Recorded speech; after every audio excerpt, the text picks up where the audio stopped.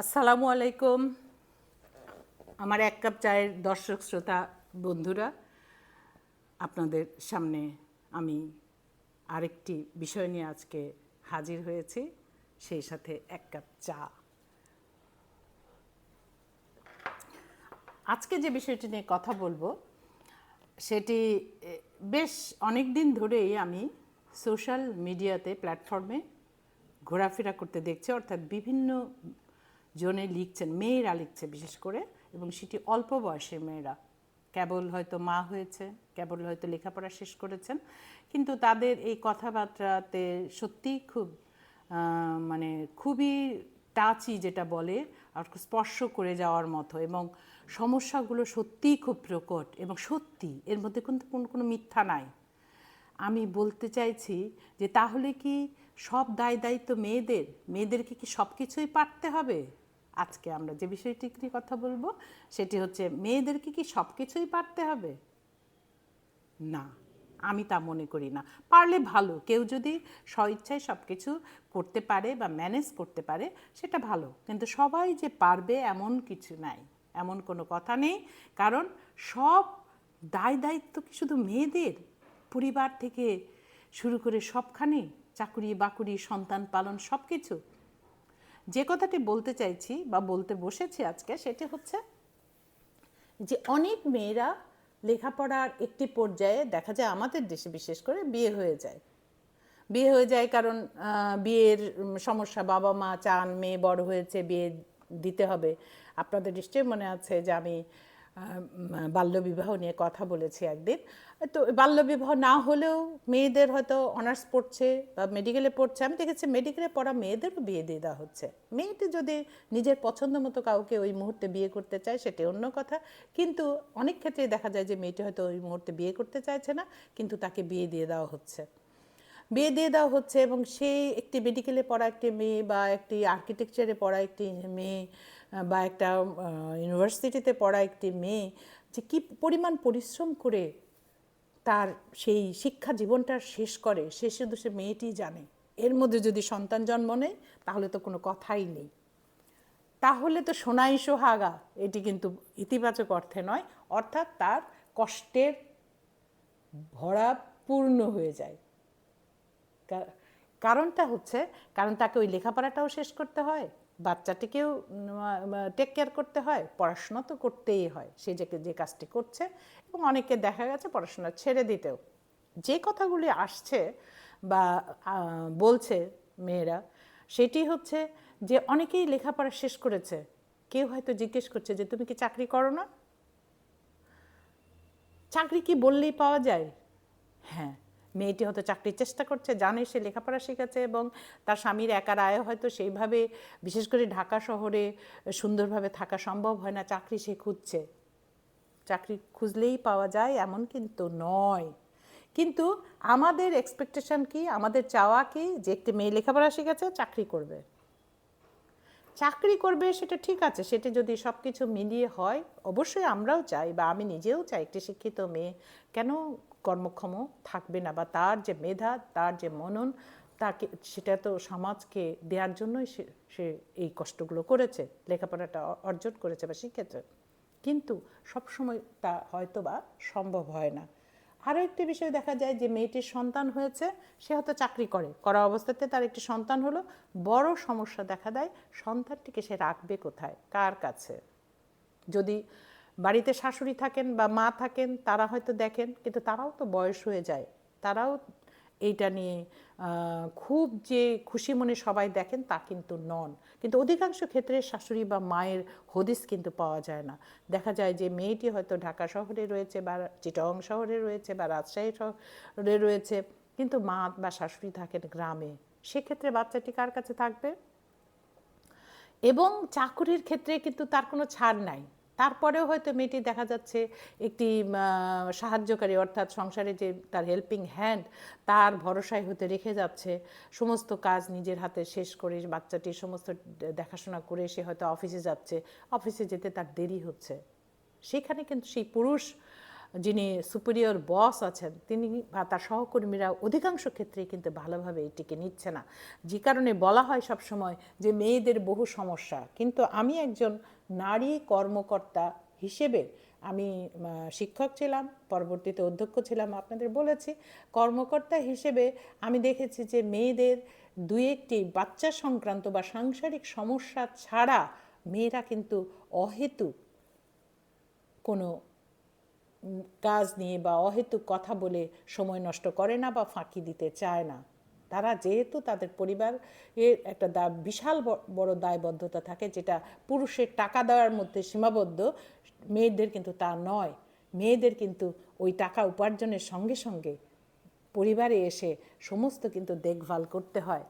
এমনকি হয়তো সে অফিস থেকে ফিরেছে, তার খাবার সময় হয়নি, অফিসেও হয়তো খেতে পারেনি কাজের চাপে, ফিরে এসেও হয়তো দেখছে তার মাথা অনেক ব্যথা করছে বা মনে হচ্ছে এক কাপ চা পেলে ভালো হতো, কিন্তু দেখা যাচ্ছে তার সন্তানটি খায়নি, অথবা খেলতে খেলতে কাপড় নোংরা করে বসে আছে, অথবা তার ডায়াপারটা পরিবর্তন করা হয়নি।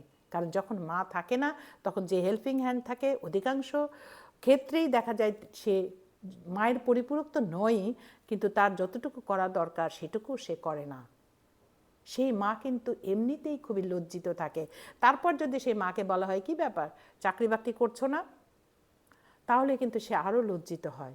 বাট তুমি কি এই ছেলে সামলাইতে পারো না, আমরা তো কত কি করেছি। কিন্তু যিনি বলছেন তিনি হয়তো ঘরের চার দেয়ালের বাইরে কখনো যাননি।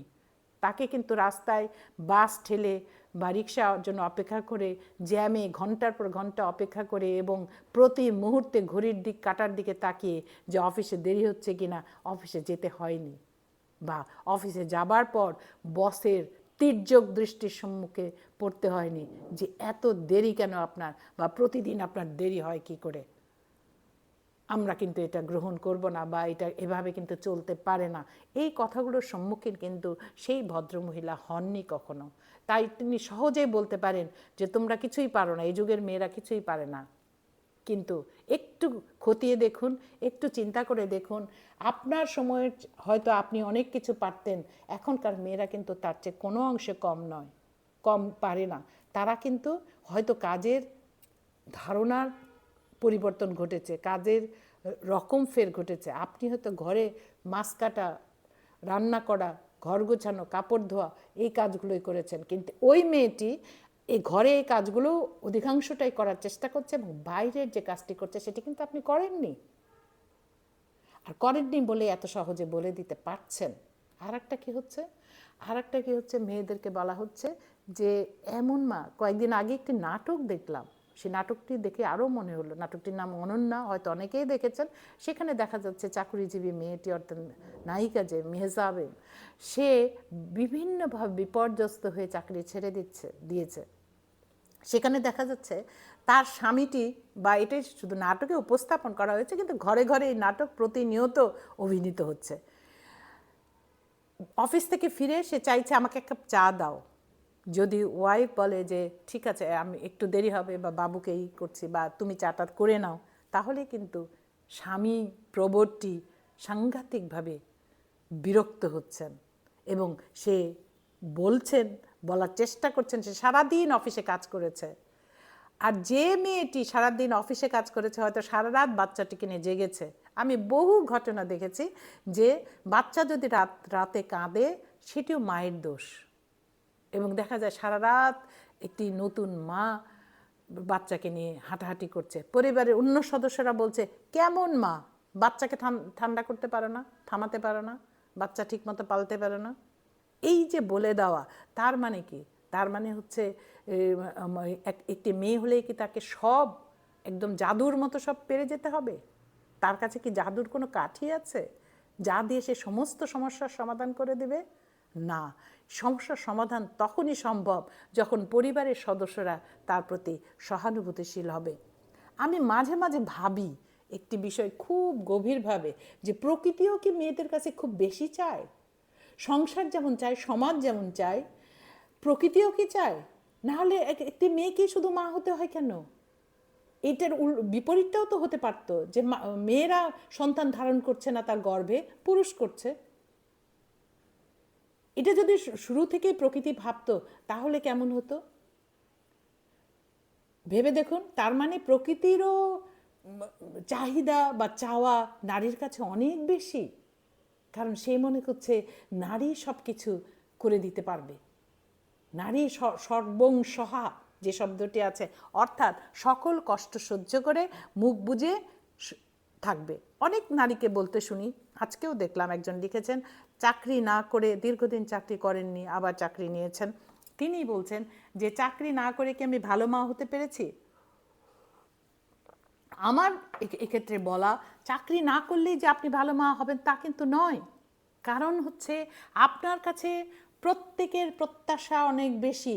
সেটি আপনি যে সন্তানকে জন্ম দিয়েছেন সে বড় হলেও কিন্তু তার বাবার কাছে টাকা পয়সার প্রত্যাশা ছাড়া অন্য কিছু প্রত্যাশা কিন্তু সে করে না।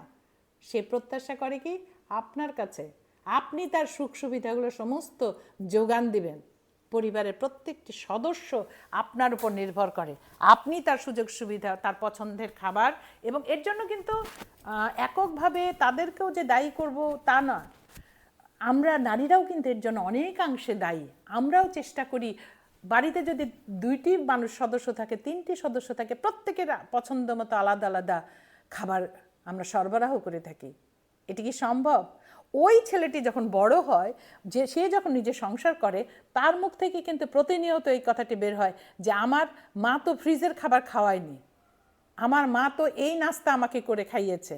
কিন্তু কখনো সে ভেবে দেখে না বা বলে না বা তার চিন্তা শক্তিতেও আসে না হয়তো বা এই অনুশোচনাটুকু বা সহানুভূতিটুকু তার থাকে না যে তার মা বাইরে যে কোথাও কাজ করে নাই, যার ফলে তিনি রকম রকম নাস্তা বিভিন্ন রকম, অর্থাৎ এক এক দিন এক এক পিঠাপুলি তৈরি করে দিয়েছেন। কি করে একটি ডাক্তার মেয়ে যার হসপিটালে যেতে হয়, তার জন্য অসংখ্য রোগী বসেছে, আমরা কি ভেবে দেখি যে মেয়েটি হসপিটালে যাচ্ছে সে আপনাকে না দিয়ে আপনার মতো বহু আর্ত মানুষকে সেবা দিচ্ছে? সেটি কি তার কোনো কাজ নয়? সেটি তো তার কাজ। সেই কাজটা চেয়েও কিন্তু আপনি বড় করে দেখছেন যে সে সংসারে কতটুকু দিতে পারলো। এবং আমার দেখা, আমি নিজে কর্মজীবী, আমার মা ছিলেন কর্মজীবী, আমার মেয়েও কর্মজীবী, আমার চারপাশে বহু মানুষ কর্মজীবী আমার পরিজনদের মধ্যে। আমি দেখেছি এই কর্মজীবী নারীরা, আমার সহকর্মীরা তো আছেনই, ছিলেন এবং আছেন, তাদের মধ্যে দেখেছি যারা সংসারের বাইরে, অর্থাৎ বাইরে কাজ করেন, কর্মজীবী নারী মা, তারা কিন্তু সবসময় চেষ্টা করেন সংসারে 100 জায়গায় 200 ভাগ দিতে, যাতে করে তাদের দিকে কোনো আঙ্গুল না ওঠে। এই তারপরেও কি আমরা জাজমেন্টাল হই? আমরা কি করি? সামাজিকভাবে বলার চেষ্টা করি যে কেন গুছিয়ে রাখতে পারছো না তুমি, কেন এটা করতে পারছো না, তুমি তো ছেলে মেয়ের দিকে ভালো করে খেয়ালই দিতে পারো না, তোমার অফিস থেকে আসতে এত দেরি হলো কেন, তুমি কি শুধু একটি মাত্র অফিস করো? আর যদি মেয়েটি সুন্দরী হয়, আর যদি মেয়েটি ভালো অবস্থানে থাকে অফিসিয়ালি, আর যদি সে প্রমোশন পেয়ে উচ্চ পদে অধিষ্ঠিত হয়, তাহলে তো কোনো কথাই নেই। তার স্বামী প্রবর্তীয় বলতে তাকে ছাড়ে না যে সুন্দরী মেয়েদের তো প্রমোশন হবেই। অফিসে তার সহকর্মীরাও কিন্তু এই বক্তব্যটাই দিয়ে থাকে যে সুন্দরী মেয়েদের অনেক সুবিধা। কদিন আগেও দেখলাম ফেসবুকে একজন লিখেছেন, সুন্দরী মেয়ে হলে তিনি যা করবেন তাতেই মানুষ লাইক দেবে। এই যে আমাদের নিম্ন মানসিকতা, সৌন্দর্য সেই মেয়েটির কোনো দোষ না, সৌন্দর্য এটা গড গিফটেড। আমরা যদি গডের কথা মাথায় রাখি, প্রকৃতি তাকে সৌন্দর্য দিয়েছে, কিন্তু সে যেটা অর্জন করেছে সেটি তার নিষ্ঠা, কর্মস্পৃহা এবং পরিশ্রমের ফসল। সেখানে সৌন্দর্যের কোনো জায়গা নাই। সুন্দর হওয়া কি অপরাধ? না, অপরাধ নয়। পুরুষ কি করে? পুরুষ হচ্ছে, এখানে একটি কথা আমার শ্রোতা বন্ধুরা মনে রাখবেন, আমি কিন্তু পুরুষের বিরুদ্ধে না, কিন্তু যা আমাদের চারপাশে ঘটে সেটিই বলছি। তার মানে কি সহানুভূতিশীল পুরুষ নাই? আছে, সংখ্যা খুব কম। এবং সবচেয়ে মজার ব্যাপার, এই পুরুষই যখন দেশের বাইরে যায় তখন কিন্তু তারা অনেক সাহায্য করে তার স্ত্রীকে, বা সংসারে অনেক কাজ করে, এটাও কিন্তু আমি দেখেছি। তাহলে দেশে যে মেয়েটি সদ্য মাস্টার্স কমপ্লিট করেছে বা ইঞ্জিনিয়ারিং পাশ করেছে, সে হয়তো আরও উচ্চশিক্ষা গ্রহণ করতে চাইছে, বা একটা ভালো চাকরির জন্য অপেক্ষা করছে, দেখা যাচ্ছে সে হয়তো বলছে তার স্বামীকে যে আরও 1 বছর পরে বাচ্চা চিন্তা করি আমরা, কিন্তু স্বামী রাজি হচ্ছে না। স্বামী রাজি হলেও শাশুড়ি বলছে নাতির মুখ দেখবো না, অর্থাৎ চাপিয়ে দেওয়া হচ্ছে। পরেক্ষণের বিষয়টা কিন্তু কেউ ভাবছে না। আপনারা হয়তো দেখবেন, কয়েকদিন শুনেছেন সবাই খবরটা, খুবই মর্মান্তিক একটি ঘটনা ঘটেছে। একজন মা তার বাচ্চাকে ডে কেয়ারে রেখে গিয়েছিলেন, সে বাচ্চাটি বলা হচ্ছে পানিতে পড়ে মারা গেছে, বালতির পানিতে। আমি নিজে জানি না এখনও, বা পরিষ্কার করে এখনও কিছু বলাও হয়নি, হয়তো তদন্তের পর বেরিয়ে আসবে। যদি এটি ঘটে থাকে তাহলে খুবই দুঃখজনক। কারণ আমরা জাজমেন্টাল না হয়ে একটি মেয়ে কি পারে আর পারে না সেই কথাটি না বলে, বরং একটি শিক্ষিত উচ্চশিক্ষিত মেয়ে, তার যে 20 বছর ধরে যে সংগ্রাম সে করে গেছে, তার বই খাতার মধ্যে দিয়ে সে পরিশ্রম, দিন রাতের পরিশ্রম দিয়ে যেটা সে অর্জন করেছে, সেটিকে যেন কাজে লাগাতে পারে। এবং এই কাজে লাগাতে হলে এই যে তাকে তো মাও হতে হবে, তাই না? দেশকে, সমাজকে, সংসারকে ভাবতে হবে। যে সন্তানটি আসছে সে কিন্তু সম্পদ, সে কোনো বোঝা নয়। মাও কিন্তু ভাবতে চায় না এটি, কিন্তু মা সবসময় একটি অপরাধ বোধে ভোগে, হয়তোবা তার সন্তানের পরিপূর্ণ পরিচর্যা হচ্ছে না। এ কারণে সে কিন্তু মানসিকভাবে খুব কষ্টে থাকে। তারপর যদি তাকে বলা হয় যে তুমি কেমন মা, তুমি তো বাচ্চার দিকে খেয়াল করো না, এটি কিন্তু পরিবারের সদস্য বলছেন, এমনকি স্বামী নামক ব্যক্তিটিও বলছেন।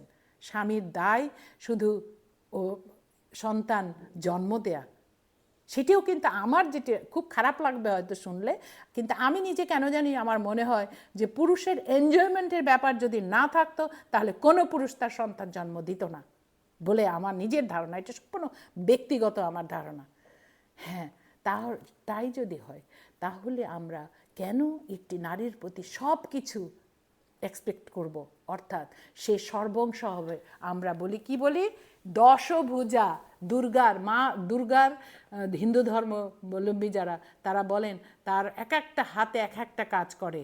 আমরা মেয়েদেরকে দশভুজা বলে তাকে কি করি, তাকে অনেক প্রশংসা করি। আসলে প্রশংসা নয়, তার কাছ থেকে আমরা সব কিছু আদায় করে নিতে চাই। অর্থাৎ সে তার সমস্ত সুখ দুঃখকে বিসর্জন দিয়ে, কষ্টকে গ্রহণ করে সে সবার জন্য শুধু দিয়ে যাবে, সার্ভিস দিয়ে যাবে, যার যার পাওনা গণ্ডা মিটিয়ে দিবে, যার যার সুখ সুবিধার দিকে দৃষ্টি রাখবে। না হলেই মেয়ে তুমি পারো না, মেয়ে তুমি কি শিখেছ, মেয়ে তুমি বাবা মা তোমাকে কি শিখিয়েছে, অথবা কি লেখাপড়া করেছো, চাকরি বাকরিও করতে পারো না, বা অফিসে বলবে কি করেন বাসায় এত দেরি করে আসেন, বা এই কাজটা গতকাল বলেছিলাম কেন হয়নি। হয়তো তার বাচ্চাটির জ্বর ছিল প্রচণ্ড, সে কাজটি শেষ করতে পারেনি। তবে বন্ধুরা, আসুন আমরা জাজমেন্টাল হই না।